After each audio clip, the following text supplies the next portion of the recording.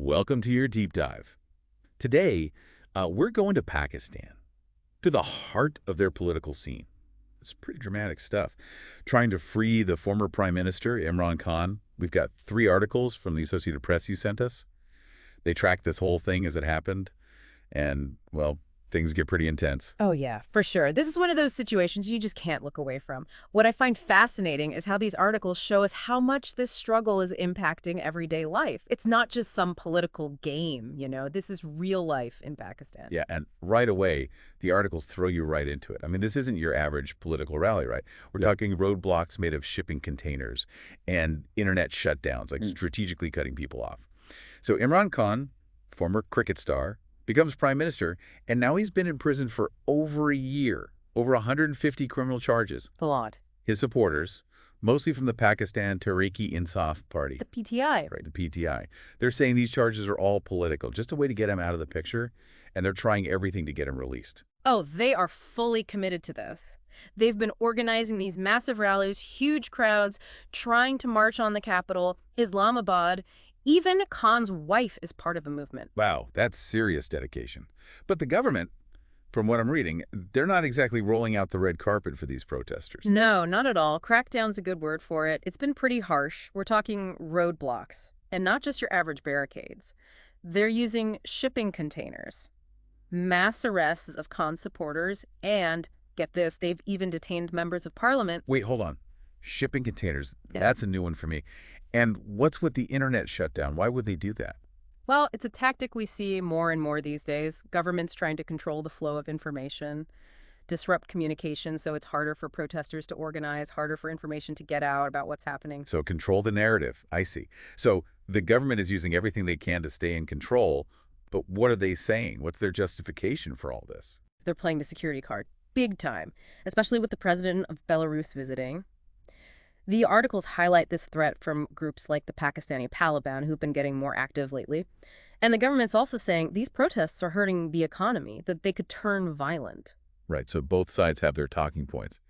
Interesting. So for someone trying to make sense of all this, what's the big takeaway? I'd say the most important thing is that the stakes are incredibly high. This is so much bigger than just a political disagreement. Whatever happens here will have a huge impact on Pakistan's future, politically, economically, even in terms of its relationships with other countries. And it brings up this really important question, the balance between freedom of assembly and government control. A classic dilemma. Okay, so let's zoom in a bit. These articles describe this planned long march to Islamabad by Khan supporters and the lengths the government went to stop it. Yeah, and we're not talking about just warnings or threats. They put up actual physical barriers. Like those shipping containers on the main roads leading into Islamabad. They even shut down cell service and mobile data in areas they considered, quote, security risks. Wow, I'm trying to imagine that. Shipping containers blocking roads, no internet access.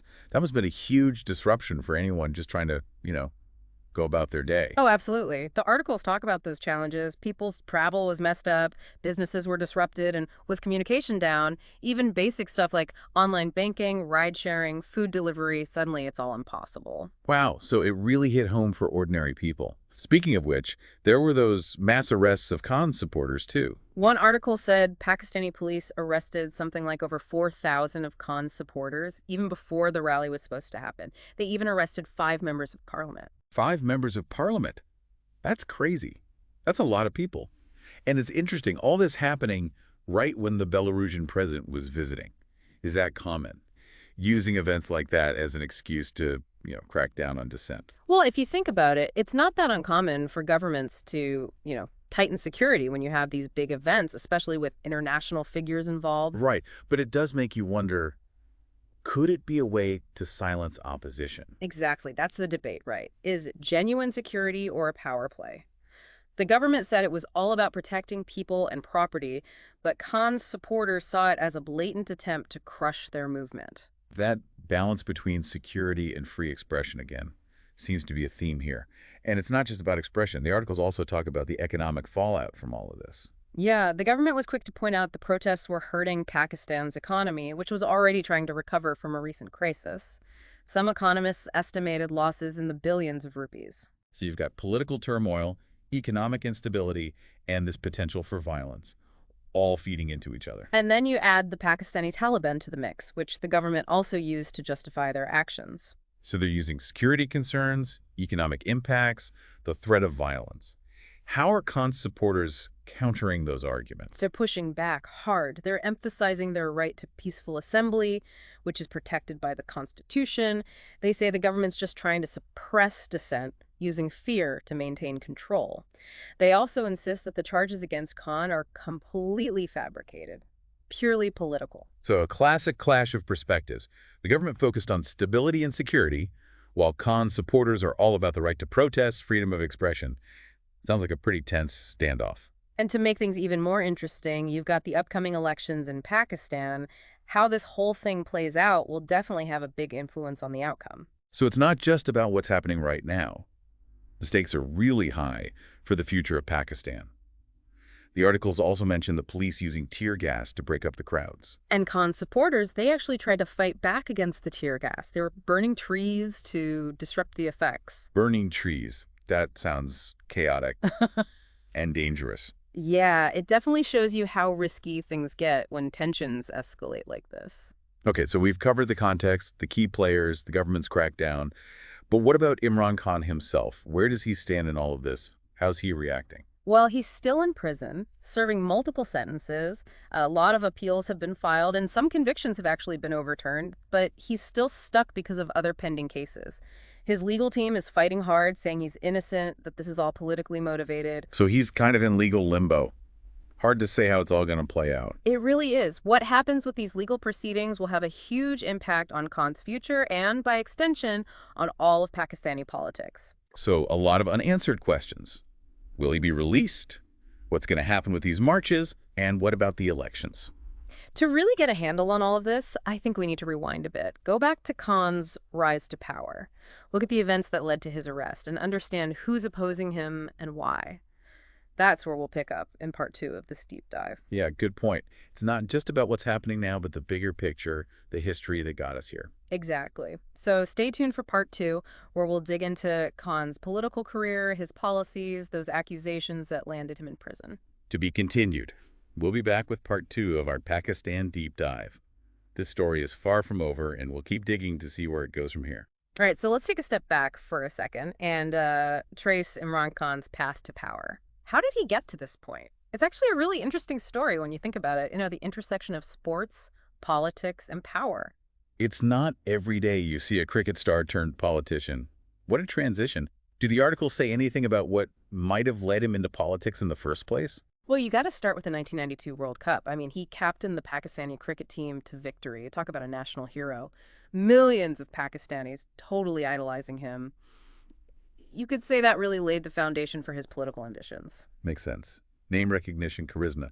But going from superstar athlete to leading a nation, that's a huge jump. Was it a smooth transition for him?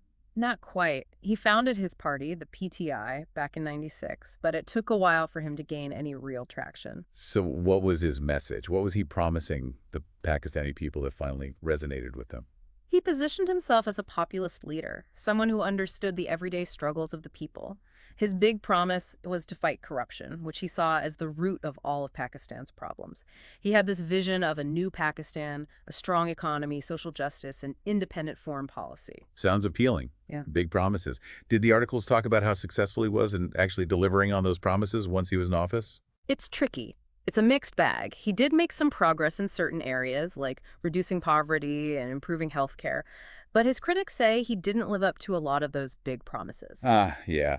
The classic gap between campaigning and actually governing happens everywhere. Right. And like a lot of populist leaders, his time in office wasn't without controversy. Accusations of authoritarian tendencies, cracking down on dissent, silencing opponents. Makes you wonder, are we seeing a pattern here? Could the government's tactics now be, something Khan himself might have used when he was in power? That's an interesting thought. Some analysts say that's exactly what's happening, this kind of cycle repeating itself. Those in power using similar strategies to hold on to it. The nature of power, right? Yeah. Does it corrupt, or do certain types of people just gravitate towards it? We could do a whole other deep dive on that. But let's get back to Khan's arrest and those charges. It sounds like a whole web of accusations, a lot of it about corruption and financial stuff. Oh, yeah. Over 150 charges. And these aren't simple cases either. We're talking allegations of misuse of funds, shady land deals, even accusations of him taking inappropriate gifts while he was in office. So Khan and his people say it's all a setup, politically motivated. His opponents say it's proof he's corrupt. Two very different stories. It's all about narrative, isn't it? And that's why it's so important to understand why people oppose Khan. Who are these people and what are they hoping to gain from all this? Good question. Fill us in. Who are the key players here?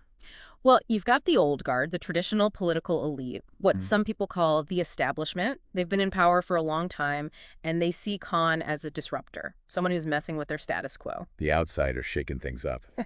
Yeah, I can see why they wouldn't be happy about that. Then you have the military, which, as we know, has a huge influence on Pakistani politics. Khan's relationship with the military has been, let's say, complicated. They've clashed on issues like national security and foreign policy. A lot of people believe they played a part in his removal from office. So he's made some powerful enemies.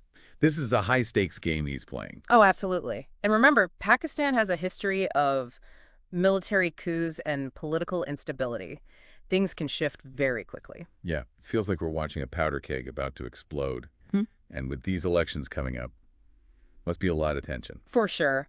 Khan supporters believe he's the only one who can really change things. His opponents, they just want him out of the picture. But wait, if he's still in prison, can he even be part of the elections?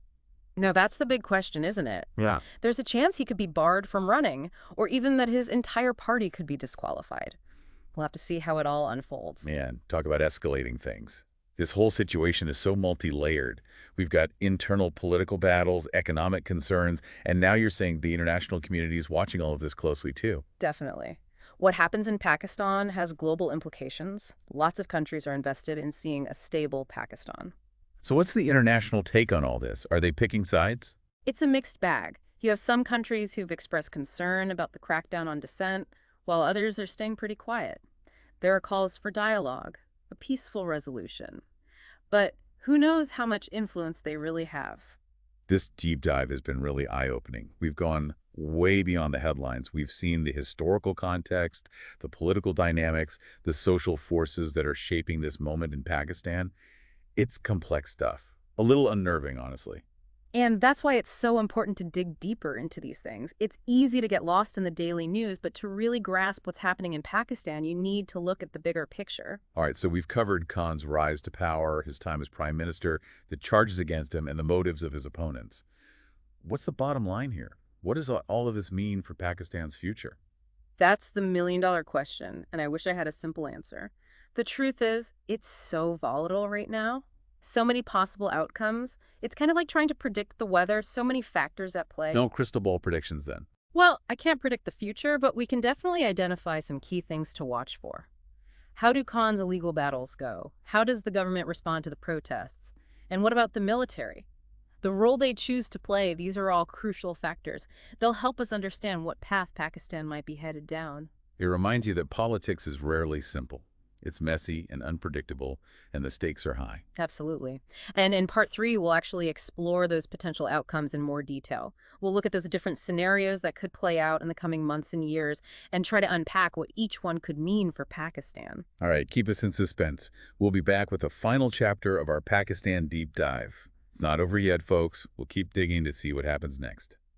All right, last chapter of our Pakistan deep dive. It's been a wild ride. Protests, crackdowns, political maneuvering. It's hard to know what's going to happen next. But I guess that's what we're here for, right? To try and figure out those potential outcomes. Exactly. And I think you'll find this part really fascinating because, it's like we're doing some political forecasting. We're going to analyze those different scenarios that could unfold in the coming months and years. Okay, so based on what we've learned, what do you think is the most likely scenario? Well, one possibility is that Khan's legal battles just keep dragging on, keeping him tied up in court, out of the political game. Meanwhile, the current government stays in power, keeps that tight control. So a stalemate. But wouldn't that be bad for Pakistan in the long run? Yeah, exactly. That kind of prolonged instability could really hurt their economy, which is already fragile, and people would lose trust in the political system. It's a scenario where, honestly, everybody loses. A lose-lose. Not good.